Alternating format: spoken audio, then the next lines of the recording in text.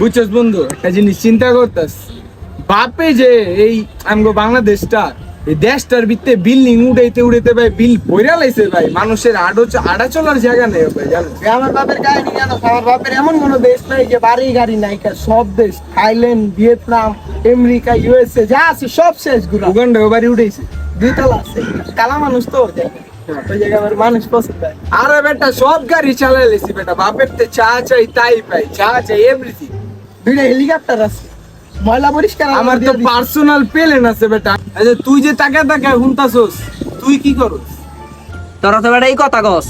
আমার বাপে কি করছে জানোস? ওই দেখ যাইতেছে আমার বাপে, কে গেল জানোস? আর আমার বাপে মরতে গেছে বেটা, আমেরিকা মরতে গেছে। ওই কি